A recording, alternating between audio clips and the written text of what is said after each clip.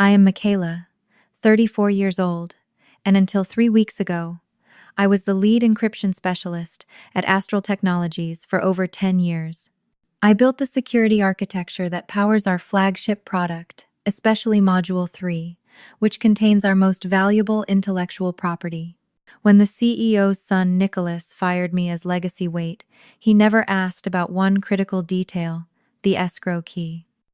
Now, as Tech Giant's acquisition team reviews what they're buying, that oversight is about to cost him everything. Before I continue my story, drop a comment letting me know where you're watching from. Hit that like button and subscribe to see more stories about corporate revenge served professionally cold. Astral Technologies wasn't always the acquisition target of Tech Giants. When I joined, we were a scrappy cybersecurity startup with only 28 employees operating out of a converted warehouse space in Seattle.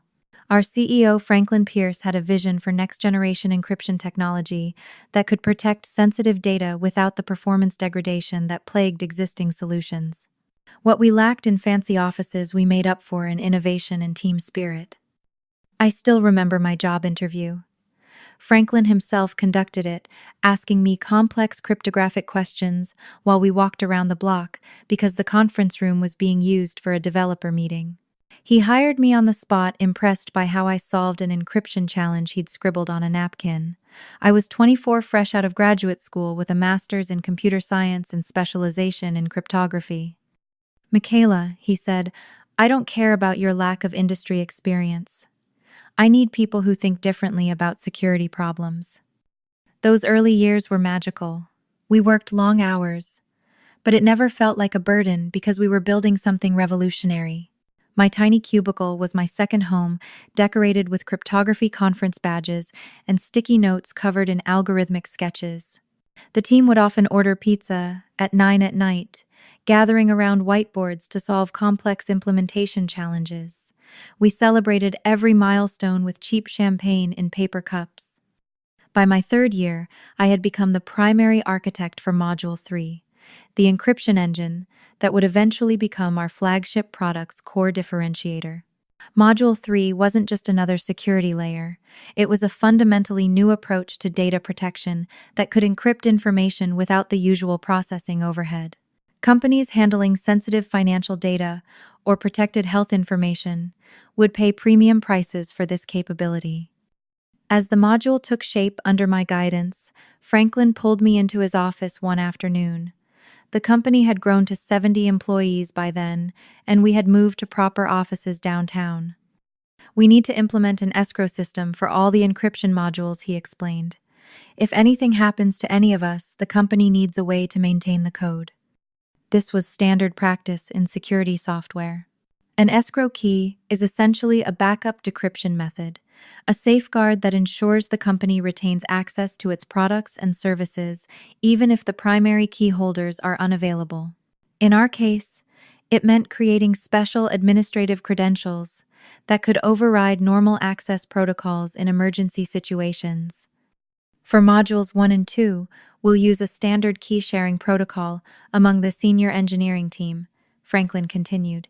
But Module 3 is different. It's our crown jewel. He looked at me intently. "I want you to be the sole escrow key holder for Module 3. Only you and I will know the implementation details. It's that sensitive." This was an extraordinary level of trust.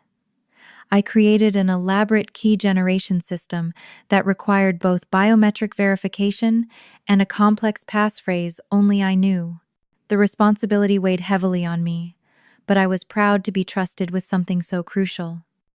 As Astral grew, so did my reputation in the cybersecurity community. I spoke at major conferences, published papers under the company banner, and became known as an authority on efficient encryption implementation. Other companies tried to recruit me with offers of significantly higher salaries, but I declined them all. Astral wasn't just my employer. It was my professional family. By the 10-year mark, my contributions had been rewarded with significant equity in the company and a comfortable 6-figure salary. I had purchased a charming craftsman-style house in a quiet neighborhood, adopted 2 rescue cats named Ada and Turing, after computer science pioneers, and built a life I was proud of. My team had grown to 15 encryption specialists, all brilliant in their own right, who looked to me for guidance and mentorship. Franklin remained CEO, though his role had become more strategic as we expanded to over 300 employees. We still had lunch together monthly, where he would pick my brain about emerging security threats and technology trends.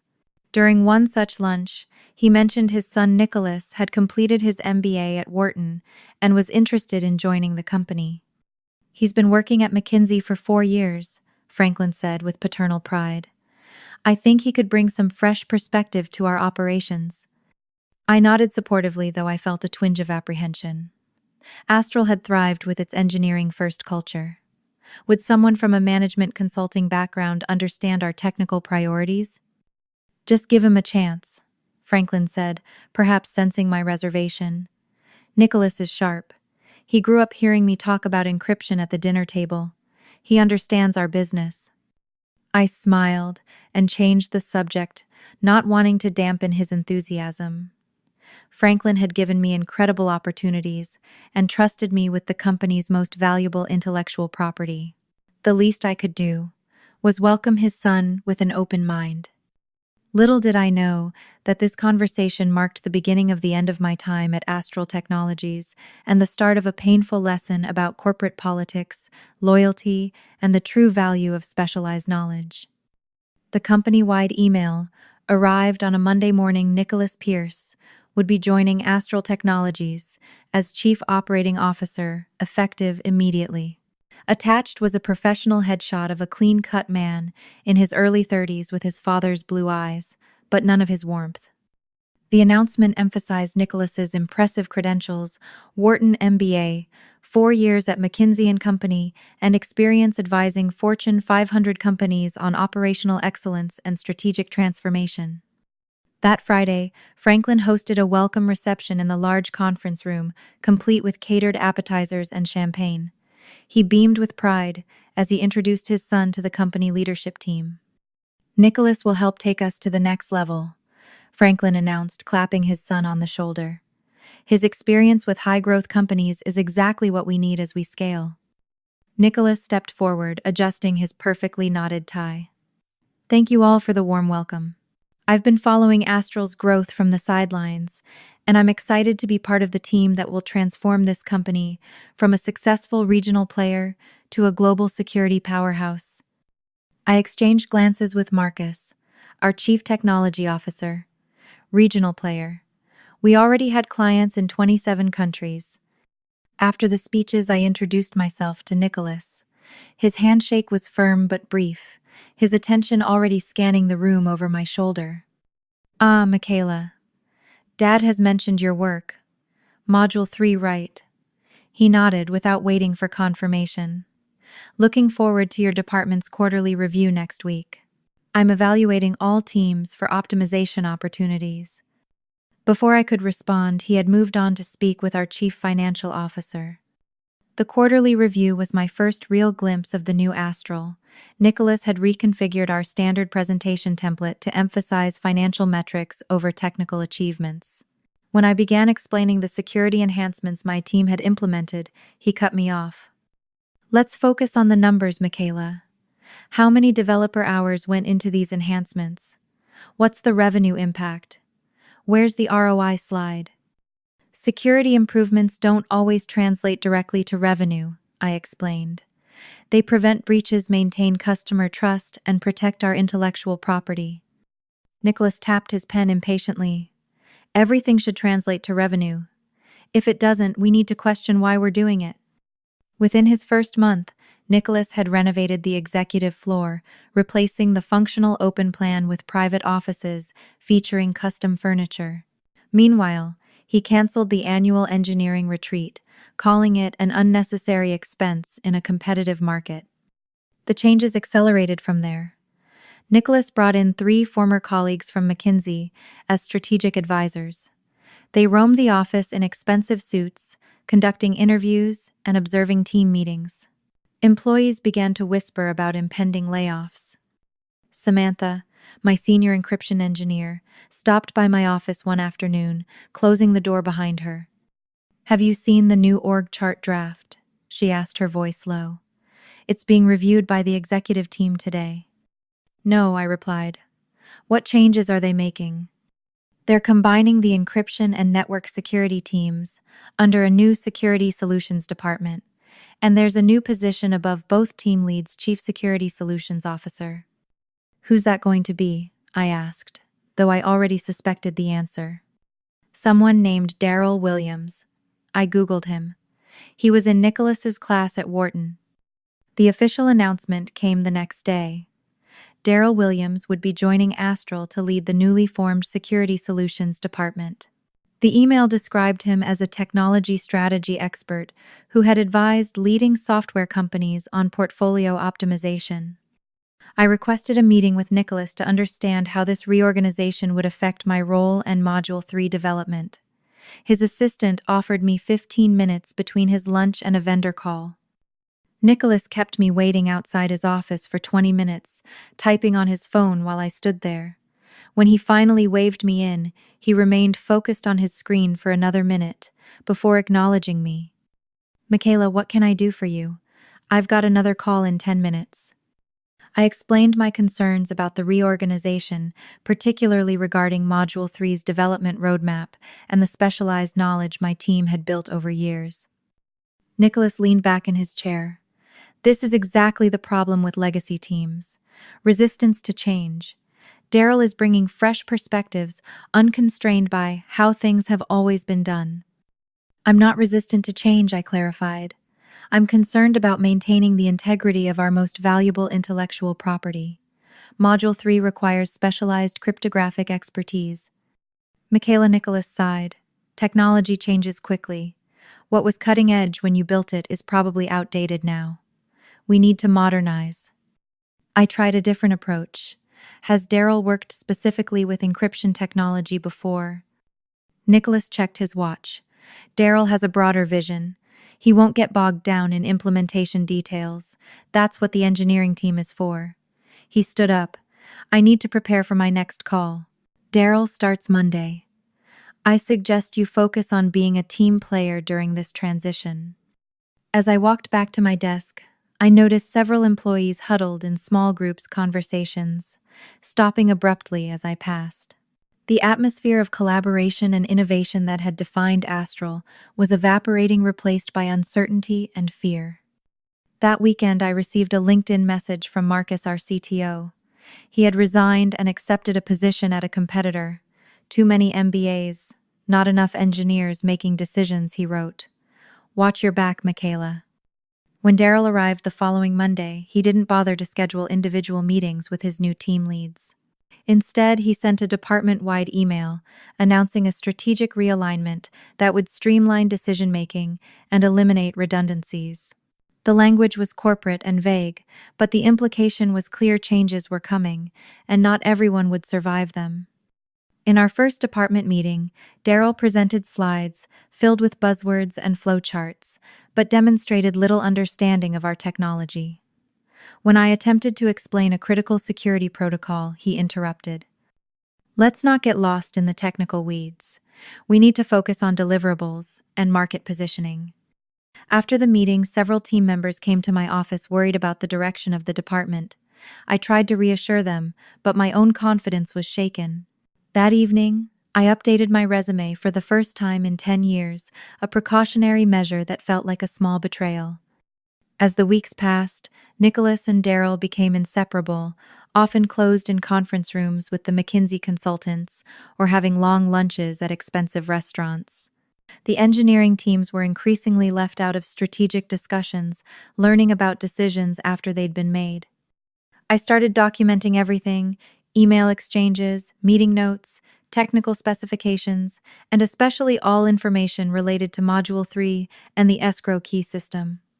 Something told me these records might become important. The company culture transformed almost overnight. The Friday afternoon gatherings disappeared. The open-door policy that Franklin had championed was replaced by formal meeting requests and rigid reporting structures. Even the complimentary snacks in the break rooms were replaced with vending machines. It's cost discipline, Nicholas explained in an all-hands meeting. Every dollar we save is a dollar that improves our valuation. Valuation. The word hung in the air. Were we preparing for acquisition? No one dared ask the question openly, but the whispers grew louder in the hallways. 6 months after Nicholas joined Astral, all employees received a calendar invitation for a mandatory company meeting. The subject line read simply, Strategic Direction Update. It was scheduled for 9 on a Monday morning, with 2 hours blocked off. The large conference room was packed when I arrived. Extra chairs had been brought in, but many employees still stood along the walls. I noticed the McKinsey consultants seated in the front row, tablets ready. Nicholas and Daryl stood at the front with Franklin, who looked unusually tense. Nicholas began the presentation with a series of graphs showing industry trends and market forecasts.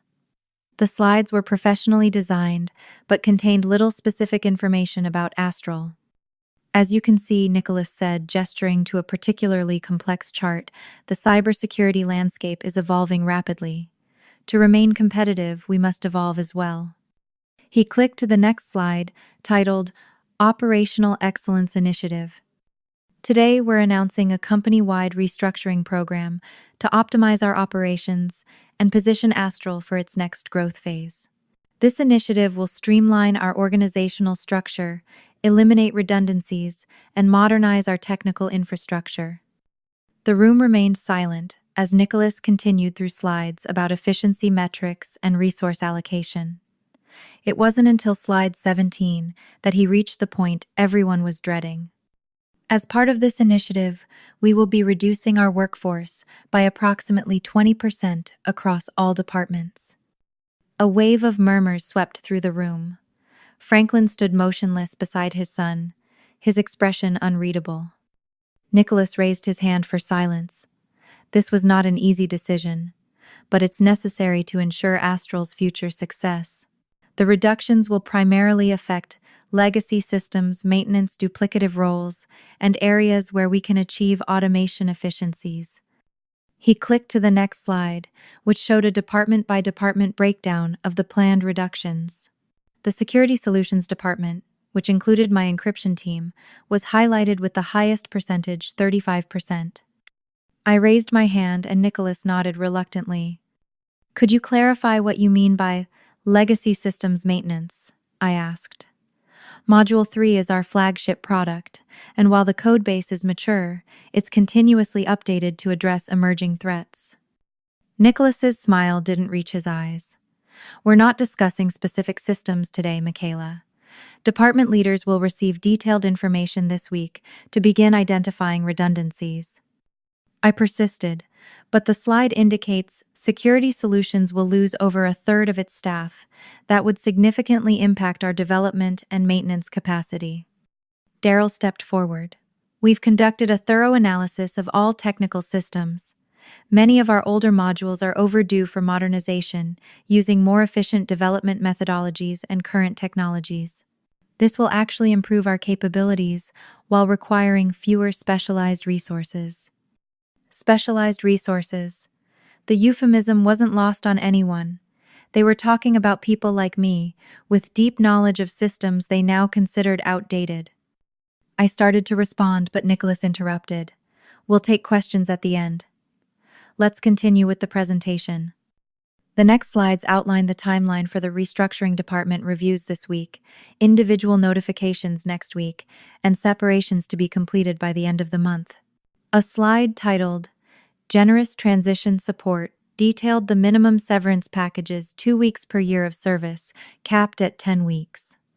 After the presentation, Nicholas opened the floor for questions. The first came from a junior developer. Will affected employees have an opportunity to apply for other positions within the company? Nicholas nodded. Absolutely. We've identified several growth areas where we'll be hiring. However, these roles may require different skill sets than those being reduced. Another employee asked about the criteria for determining which positions would be eliminated. Daryl responded with vague references to multiple factors and comprehensive evaluation metrics. I raised my hand again. Module 3 contains proprietary encryption algorithms and security protocols that took years to develop and refine. How will you maintain this specialized knowledge if you reduce the team that built it? Nicholas's expression hardened.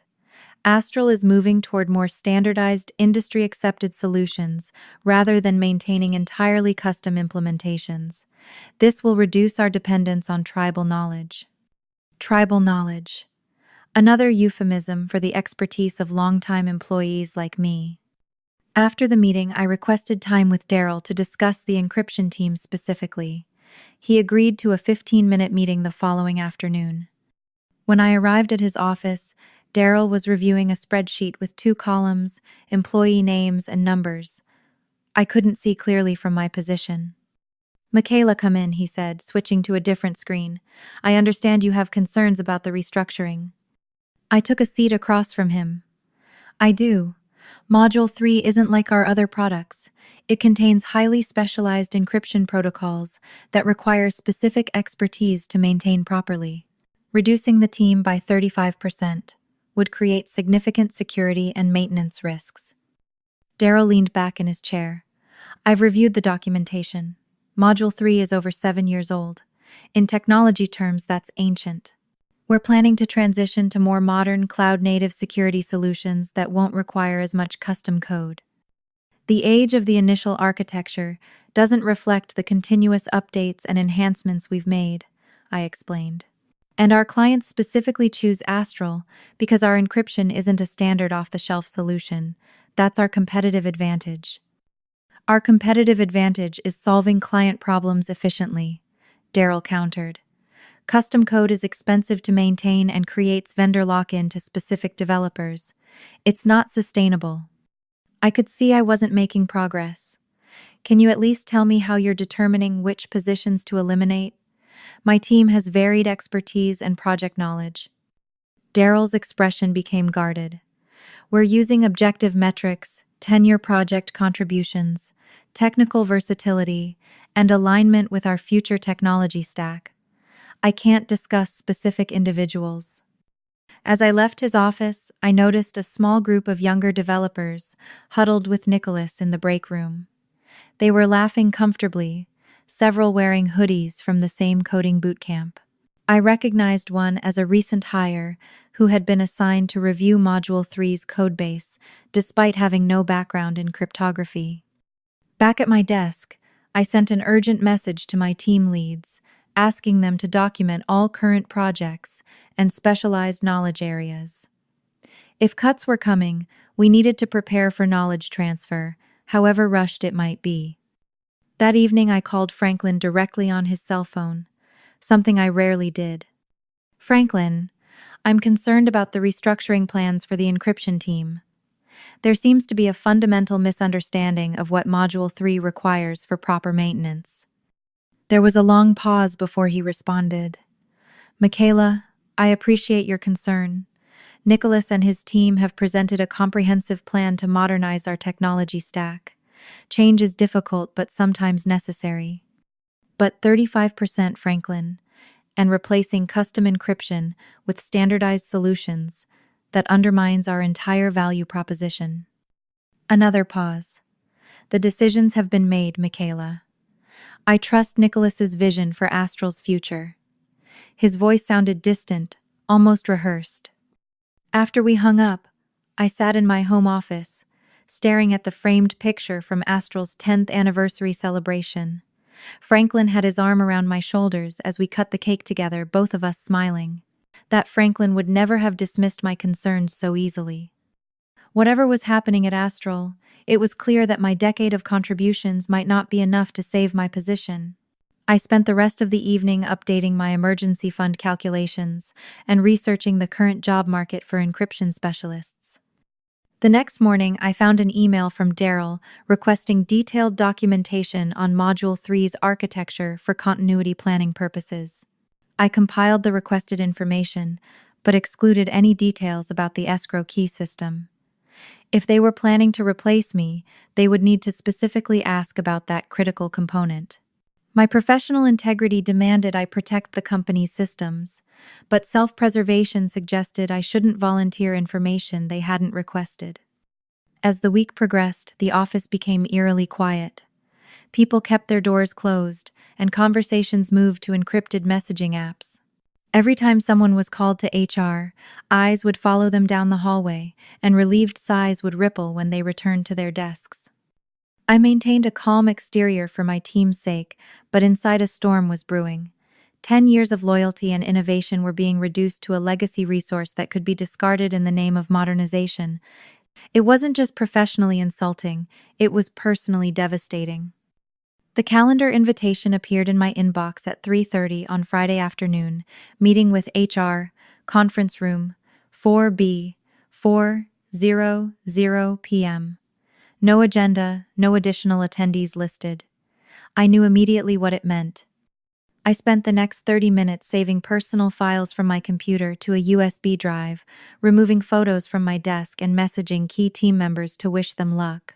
I took a final walk through the encryption team's area, memorizing the faces of the developers I had mentored and the whiteboards filled with our latest security protocol designs. At precisely 4 o'clock, I knocked on the door of conference room 4B. Inside sat Janice from HR, Nicholas, and Daryl. 3 against 1. The room felt smaller than usual, the air thicker. "Michaela, please have a seat," Janice said, gesturing to the lone chair across from them. A manila folder and a single-page document lay on the table. Nicholas spoke first, his tone formal and detached. "Michaela, as part of Astral's strategic restructuring, we've had to make some difficult decisions regarding our technical leadership team." I nodded, maintaining eye contact, even as my heart pounded in my chest. "After careful evaluation of our future technology, roadmap, and resource requirements, we've determined that your position will be eliminated effective today." Despite having anticipated this moment, the words still stung like a physical blow. 10 years of my professional life dismissed in a single sentence. Daryl jumped in, seemingly eager to justify the decision.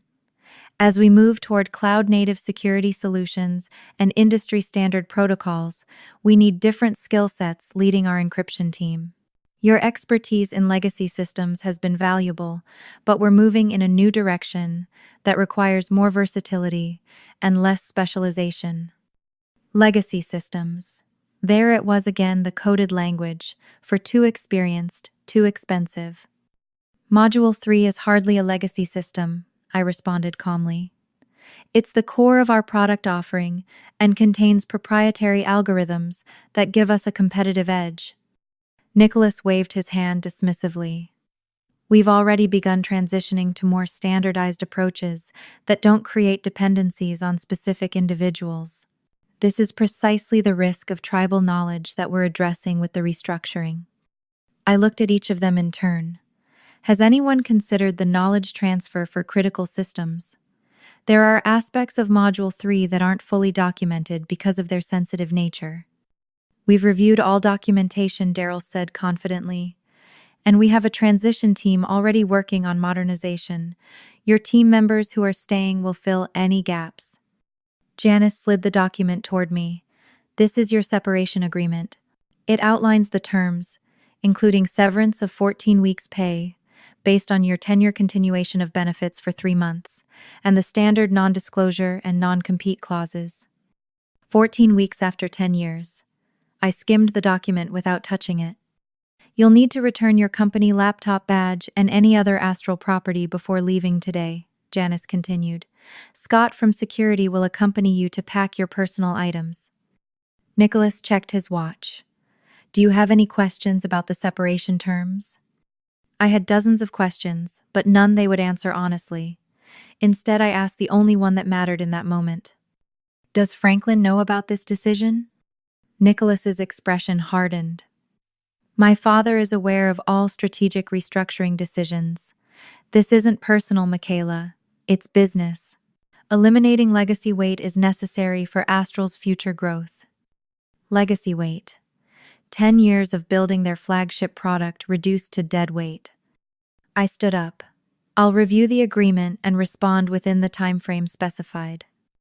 We'll need your decision by next Friday, Janice said. And Michaela, please remember your confidentiality obligations regarding Astral's proprietary information. Scott was waiting outside a young security guard who looked uncomfortable with his assignment. He followed me to my office, where a cardboard box had already been placed on my desk. My computer screen showed that my account had been disabled. I'm really sorry about this, Michaela, Scott said quietly. Everyone respects you here. I thanked him and began packing my personal items, conference mementos, technical books, the small plant I had kept alive for 7 years. Colleagues watched through glass walls, some turning away when I caught their eyes, others offering sympathetic smiles. Samantha appeared at my door, tears in her eyes. I can't believe they're doing this. Module 3 is your creation. It's going to be okay, I assured her, though I didn't feel it. Document everything, especially any changes to the encryption protocols, and take care of the team. She hugged me quickly before returning to her desk, aware of watching eyes. 30 minutes later, I had condensed 10 years of professional life into one cardboard box. Scott escorted me through the main work area toward the elevator. Developers stopped typing as I passed, the silence deafening.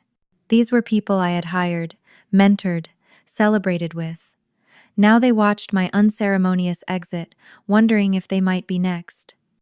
At the elevator, I handed my badge to Scott. Please tell anyone who asks that it was an honor working with them. He nodded, clearly uncomfortable. I'll make sure they know. The elevator doors closed and I descended 20 floors to the lobby, then walked through the revolving door into the bright afternoon sunlight. The contrast was jarring inside. A decade of my life had just ended. Outside, people moved along the sidewalk, oblivious, living their normal Friday. I placed my box in the trunk of my car and sat in the driver's seat, gripping the steering wheel to steady my shaking hands. The familiar skyline of Seattle looked different now, as if the city itself had betrayed me along with Astral. The drive home passed in a blur.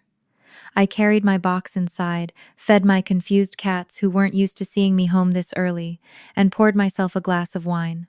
Only then, sitting on my couch with Ada purring beside me, did I allow the tears to come. The weekend passed in cycles of grief, anger, and disbelief. I fluctuated between updating my resume and staring blankly at the wall, replaying conversations with Nicholas and Daryl, searching for signs I might have missed. On Sunday night, I finally opened the separation agreement and read it carefully. The terms were, as Janice had described, with extensive non-disclosure provisions and a non-compete clause that would limit my job options for a year. What struck me most was what wasn't mentioned, not a single word about the escrow key for Module 3. In their rush to eliminate legacy weight, they had overlooked one of the most critical security components of their flagship product. I set the document aside, uncertain whether to point out this oversight or let them discover it themselves. Professional integrity wrestled with the bitter taste of betrayal. For now, I would wait and see what Monday brought in this new, unfamiliar life, without Astral. 3 weeks into unemployment, I had settled into a routine mornings for job applications, afternoons for refreshing my skills with online courses, evenings for networking events. I had interviews scheduled with 2 security firms, though neither opportunity excited me the way Astral once had. I was reviewing a coding challenge for an upcoming interview when my phone buzzed with a news alert. Tech giant announces intent to acquire Astral Technologies for $1.2 billion. The phone slipped from my hand onto the keyboard. Tech Giant was one of the largest technology companies in the world, known for acquiring innovative startups and scaling their technologies across their massive platform.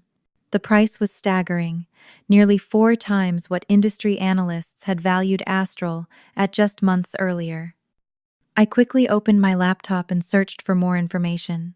The press release quoted Tech Giant's CEO Astral's proprietary encryption technology represents a significant advancement in data security.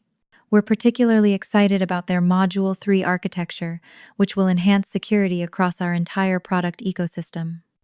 Module 3. My module. The legacy system Nicholas and Daryl had been so eager to modernize was apparently worth hundreds of millions to Tech Giant. Another paragraph caught my attention. The acquisition is expected to close within 60 days, pending due diligence and regulatory approval. Due diligence would involve a comprehensive review of all technology, including security systems and access protocols. And suddenly, I understood everything. The restructuring, the focus on valuation, Nicholas's urgency to eliminate legacy weight, it had all been preparation for this acquisition. They had cleaned house to make Astral more attractive to buyers, cutting costs to improve the bottom line, while promising modernization to explain the loss of specialized talent. As this realization sank in, another thought surfaced from the depths of my memory: the escrow key. In the 3 weeks since my termination, no one had contacted me about transferring control of the Module 3 escrow key. Either they had forgotten about it entirely, or they assumed it was documented somewhere in the materials I had provided before leaving. It wasn't. The escrow key implementation had been handled with the highest level of security per Franklin's original instructions.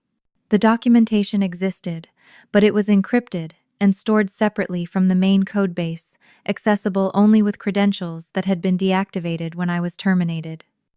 I sat back in my chair, processing the implications. Without the escrow key, Module 3 represented a significant risk in an acquisition. If anything happened to the primary access systems, Tech Giant would have no emergency recovery method for a core component they were paying over $1 billion to acquire. Should I reach out to Astral and inform them of this oversight? My separation agreement required me to return all company property and information, but it didn't specifically obligate me to volunteer information they hadn't requested. And after the way they had dismissed me as legacy weight, did I owe them anything beyond what was legally required? I was still contemplating this ethical dilemma when my phone rang. The caller ID showed Samantha's name: Michaela. Her voice was hushed, as if she were hiding in a stairwell. "Have you heard?" "About the acquisition?" "Yes, just now." "It's chaos here," she said. "Tech Giant has teams of engineers and lawyers combing through everything. They're especially focused on Module 3. I wasn't surprised. "How's that going?" "Not well." She lowered her voice further. "Daryl keeps insisting he understands the architecture, but he's completely out of his depth. Yesterday, a Tech Giant engineer asked about the emergency recovery protocols, and Daryl couldn't answer. He claimed it was standard industry practice without providing specifics. So they hadn't discovered the escrow key issue yet. What about Nicholas? How's he handling the scrutiny?" "He's been closeted with the executives and barely visible to the engineering teams. Franklin looks stressed every time I see him." She paused. "Several people have asked where you are. The Tech Giant team keeps finding your name in the commit history for critical components." I smiled despite myself. "And what does Daryl tell them?" "That you left to pursue other opportunities, and the transition has been seamless." No one believes him. After we hung up, I paced my living room, weighing my options. Part of me wanted to let them discover the oversight on their own, a final vindication that my legacy knowledge had been more valuable than Nicholas understood. But another part, the professional who still took pride in the systems I had built, was troubled by the potential security implications. Before I could decide, my phone rang again. This time it was a number I hadn't seen in months. "Michaela, it's Franklin Pierce." His voice sounded tired, lacking the confidence I remembered. "Hello, Franklin." I kept my tone neutral. "I heard you might be in touch with some of the team," he said, not bothering with pleasantries. "I'm sure you've seen the acquisition news." "Congratulations. The valuation is impressive." He sighed. "It's conditional on due diligence. That's actually why I'm calling. The Tech Giant team has been asking specific questions about Module 3's architecture that we're having trouble answering completely." "That's unfortunate," I replied, not offering more. Michaela Franklin's voice softened. "I owe you an apology. Your departure was handled poorly. Nicholas convinced me that modernizing our approach required new leadership, but the transition has been more challenging than anticipated." I remained silent, letting him fill the space. Is there any chance you'd be willing to consult during the due diligence process? Just to answer technical questions about Module 3, Tech Giant is particularly concerned about emergency access protocols. The escrow key. They had finally realized what was missing. I'd need to review my separation agreement, I said carefully. It contains some restrictive clauses about working with Astral. We can amend those terms, he said quickly, and compensate you appropriately for your time. Let me think about it and get back to you, I replied, not committing either way. After we hung up, I sat down at my computer and opened a document I hadn't looked at in years, my original implementation notes for the Module 3 escrow key system. The technical details were as complex as I remembered, deliberately designed to be secure even against internal threats. No wonder they were struggling to explain it to Tech Giant without me. I was still reviewing the document when an email arrived from an unfamiliar address, alan.chen@techgiant.com. The subject line read, Module 3 Security Architecture Questions. Dear Miss Michaela Morgan, it began. I'm leading the technical due diligence team for Tech Giant's proposed acquisition of Astral Technologies. Your name appears consistently throughout the Module 3 codebase as the primary architect. We have some specific questions about the security implementations that current Astral personnel have been unable to address completely. Would you be available for a brief consultation? We're particularly interested in emergency access protocols that seem to be referenced in the code but aren't fully documented in the materials we've received. I stared at the screen, a strange sense of satisfaction washing over me. Nicholas had fired me to eliminate legacy weight. Now his billion-dollar acquisition hinged on the very knowledge he had discarded. I replied to Alan agreeing to a meeting, but noting that I would need clarity on confidentiality requirements, given my separation agreement with Astral. His response came within minutes. We'll handle the legal aspects with Astral. How does tomorrow at 10 work for you? That night, I barely slept, turning over possible scenarios in my mind. By morning, I had made my decision. I would neither sabotage Astral out of spite nor rescue them without recognition of my contribution. I would simply be professional, transparent, and let the situation unfold naturally. Alan Chen suggested meeting at a coffee shop near my apartment, neutral territory, away from Astral's offices. I arrived early, choosing a quiet corner table with privacy for our conversation. At precisely 10 o'clock, a man in his 40s with rectangular glasses and a Tech Giant laptop bag approached my table. Miss Morgan, Alan Chen, Tech Giant Security Architecture Lead. His handshake was firm, his expression professionally friendly. Thank you for agreeing to meet on such short notice. I nodded. I'm curious about your question regarding Module Tri. Alan opened his laptop and pulled up a document. We're conducting a comprehensive security review of Astral's systems as part of our acquisition due diligence. Module 3 is of particular interest given its central role in Astral's value proposition. He turned the screen toward me, showing a familiar diagram of Module 3's architecture, my name listed as the author in the footer. We've identified a potential security concern, he continued. The codebase contains references to an escrow key system for emergency access, but the implementation details and current key holders aren't documented in the materials Astral provided. I took a sip of my coffee. That's correct. The escrow key system was implemented with intentionally limited documentation due to its sensitive nature. Can you explain how it works and who currently controls it? Alan asked, his pen poised over a notebook. I considered my response carefully. The escrow key uses a multi-layered encryption protocol that requires both biometric verification and a complex passphrase. It was designed as a last resort recovery mechanism if primary access methods fail. And the current key holders. When I implemented the system at Franklin Pierce's request, I was designated as the sole escrow key holder for Module 3 with Franklin as the only other person aware of the complete implementation details. Alan's pen stopped moving. When you implemented it, are you no longer involved with the system?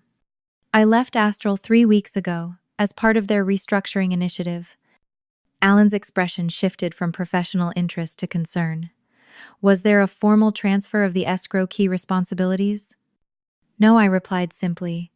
No one requested that information during my departure process.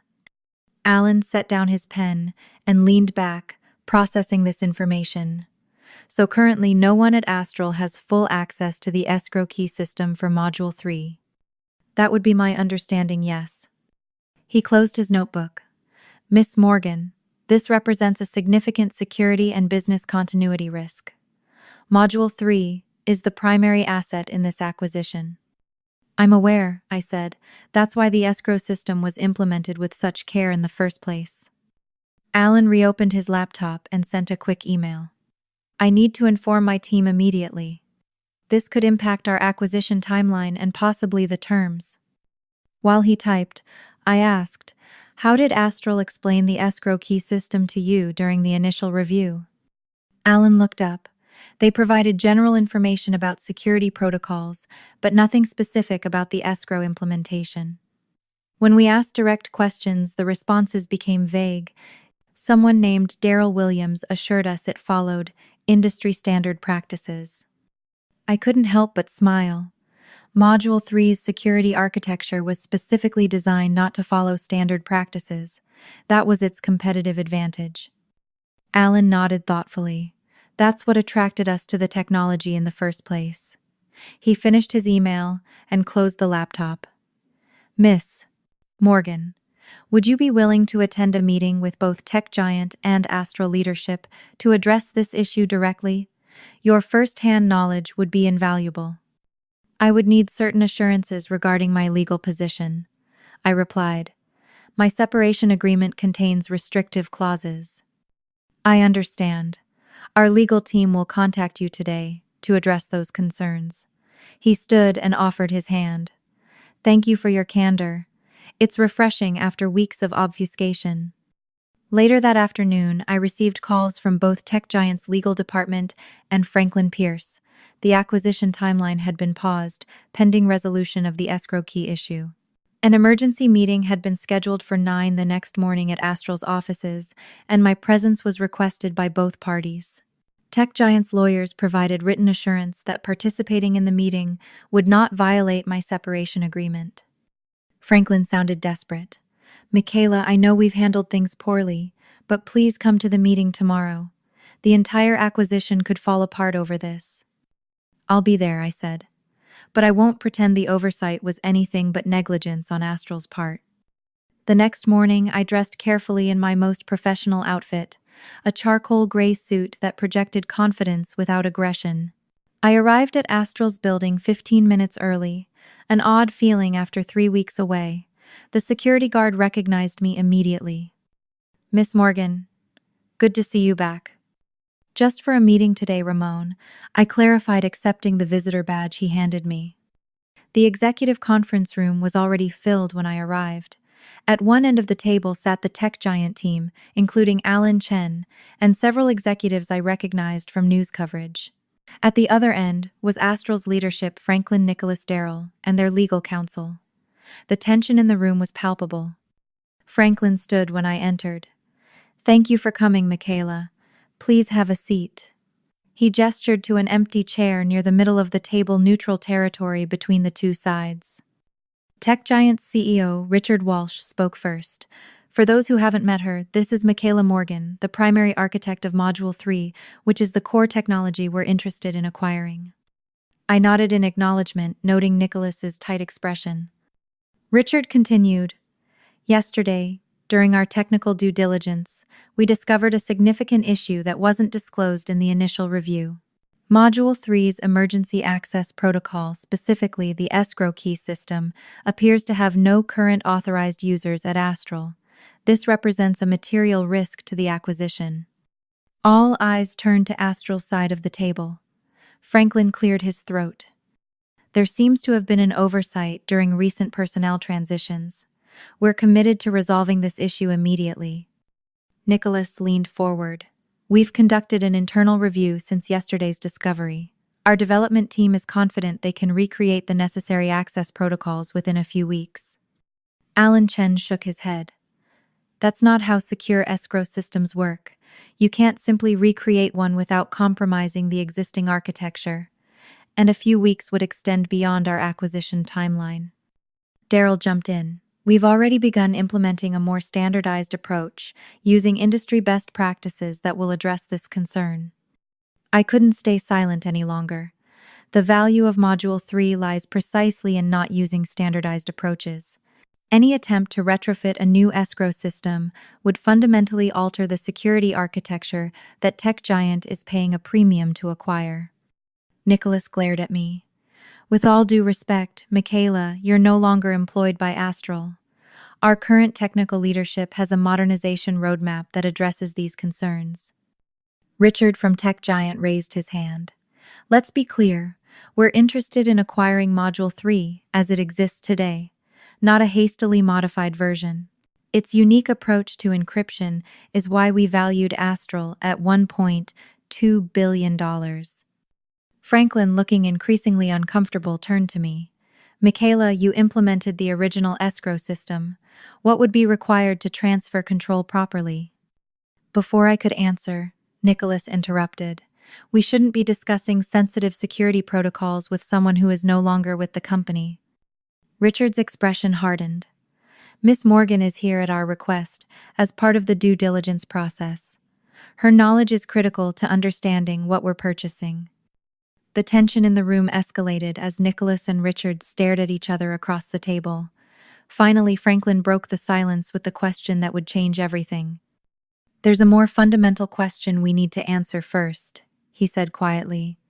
If no one at Astral currently has access to the escrow key system, then who holds the escrow key? All eyes turned to me. The room fell completely silent. I do, I answered simply. As the designated escrow key holder, I maintained that responsibility until formally transferred to someone else. No such transfer was ever requested during my departure process. Nicholas's face drained of color. Daryl stared at his laptop, suddenly fascinated by the screen. Alan leaned toward Richard and whispered something. Richard nodded and addressed the room. We need to recess this meeting for 30 minutes while our teams consult separately.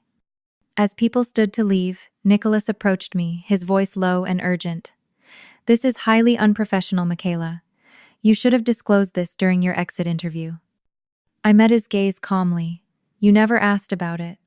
In fact, you specifically said you wanted to eliminate dependencies on tribal knowledge and move to standardized approaches.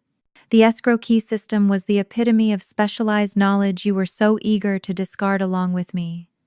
His jaw tightened, but he had no response. Franklin joined us, waiting for Nicholas to step away before speaking. I owe you an apology, Michaela. I should have paid closer attention to the restructuring details. He looked genuinely remorseful. Can we find a way forward that works for everyone? I nodded. I've never wanted to harm Astral, Franklin. I'm proud of what we built. But I won't be dismissed as legacy weight one day, and then expected to rescue the company the next, without acknowledgement of my contribution. When the meeting reconvened, the dynamic had shifted dramatically. Richard from Tech Giant spoke first. We've consulted with our team and determined that resolving the escrow key issue is a prerequisite for continuing the acquisition process. We propose that Ms.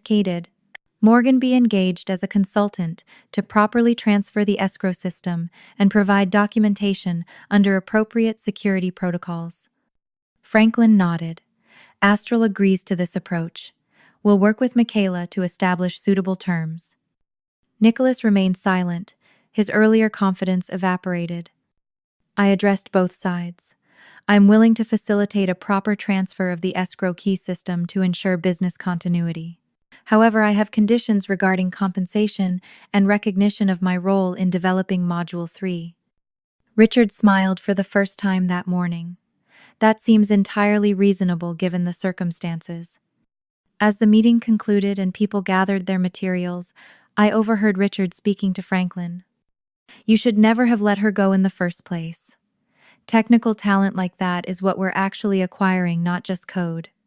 Franklin nodded, glancing my way with a mixture of regret and respect.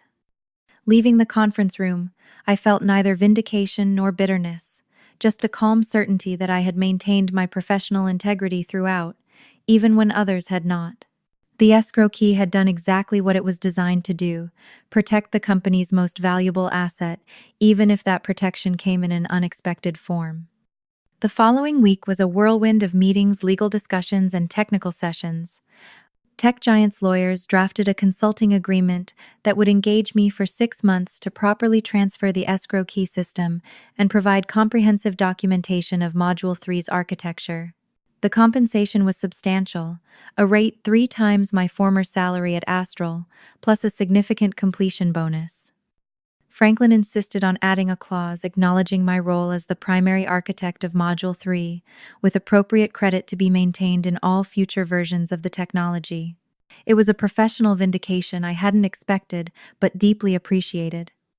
Nicholas was notably absent from these negotiations. I later learned from Samantha that he had been removed from the acquisition team and reassigned to a minor role outside the core business. Tech Giant had made it clear that they wanted technical leadership, not management consultants, overseeing the technology transition. The day I returned to Astral's offices as a consultant was surreal. I received a new badge, with technical advisor printed under my name, and was escorted to a spacious office on the executive floor, not far from where Nicholas had once dismissed my concerns about Module 3. Engineers who had avoided eye contact during my departure now stopped by to welcome me back, some offering apologies for not speaking up sooner. Daryl, who had been so confident about modernizing my legacy systems, now deferred to me in meetings, taking careful notes as I explained the escrow key architecture. His ambition had been tempered by the realization that he had nearly derailed a billion-dollar acquisition through his ignorance. One afternoon, Franklin invited me to lunch at the same restaurant where we had first discussed Nicholas joining the company. "I made a terrible mistake," he admitted, after we ordered. "I let my personal relationship cloud my business judgment." Nicholas convinced me that his approach to modernization was necessary for our growth, and I wanted to believe he could succeed. "We all have blind spots when it comes to family," I replied, finding it easier to be generous now that the situation had resolved in my favor. "Tech Giant has asked him to step back from any technical oversight role," Franklin continued. "After the acquisition closes, he'll be transitioned to their corporate strategy team, away from product decisions." I nodded, unsurprised. "And you? Will you stay on after the acquisition?" Franklin shook his head. "I'm retiring once the deal closes. This experience has shown me it's time. I built Astral to create something valuable, not to get caught up in corporate politics." He looked at me directly. "I should have defended you and the other technical leaders who made Astral what it is. I'm sorry I failed to do that." His apology was sincere, and I accepted it with grace. We spent the rest of lunch reminiscing about the early days of Astral and the challenges we had overcome together. Despite everything, I was glad to preserve this relationship that had meant so much to my professional development. Over the next few months, I worked closely with Tech Giant's engineering team to properly document and transfer the escrow key system. Alan Chen became a valued colleague, appreciating the elegant security architecture I had designed and suggesting thoughtful enhancements for future versions. With my consulting income securely established, I began planning my next chapter. The experience with Astral had taught me valuable lessons about corporate dynamics and the importance of protecting my own interests while maintaining professional integrity. Using a portion of my consulting fees, I founded Morgan Security Advisors, a boutique consultancy specializing in custom encryption solutions for financial and healthcare organizations. Several of my former Astral colleagues joined me, eager to work in an environment that truly valued technical expertise.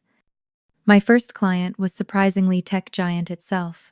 After completing the acquisition of Astral, they engaged my new firm to develop custom security protocols for their cloud infrastructure, recognizing that standardized solutions weren't always sufficient for their scale of operations.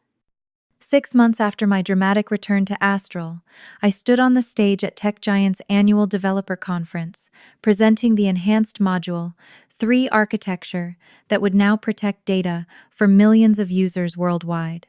In the front row sat several of my former team members, now tech giant employees, applauding as I explained the system we had built together. After the presentation, I checked my phone to find a message from Samantha Nicholas, just cleared out his office, reassigned to a regional office in Omaha. Karma is real. I smiled but didn't respond. My focus had moved beyond the politics and betrayal that had defined those difficult weeks. The experience had taught me crucial lessons that I carried into my new venture. First, specialized knowledge has enduring value despite trends toward standardization. The very expertise Nicholas dismissed as legacy was what made Module 3 worth $1 billion acquisition. Second, documentation is important, but so is recognizing when information is too sensitive to document extensively. The escrow key system's security came partly from its limited documentation, a design choice that proved prescient. Third, professional relationships matter, but so does self-advocacy. I had been loyal to Astral for a decade, but when that loyalty wasn't reciprocated, I had to stand up for my own value. Most importantly, I learned that professional setbacks, however painful, can open doors to unexpected opportunities. Being labeled legacy weight had forced me to re-envision my career path, ultimately leading to greater autonomy and recognition than I might have found by staying at Astral. As I drive home from my downtown office today, I pass the Astral building now bearing the tech giant logo on its facade. I feel neither regret nor bitterness, just appreciation for the journey that brought me here. The escrow key that was designed to protect Astral's most valuable asset ended up protecting my professional legacy as well. If you've ever been undervalued in your professional life, I hope my story inspires you to recognize your worth and stand firm in your expertise. Sometimes the knowledge others dismiss as legacy is precisely what proves most valuable in the end. Like this video, if you've ever witnessed corporate politics backfire, subscribe for more workplace stories and share your own experience in the comments. Have you ever had specialized knowledge that saved the day when others overlooked its importance? I'd love to hear about it below. Thank you for listening to my story. And remember, in the tech world, what looks like legacy weight to some might be the load-bearing pillar holding everything else up.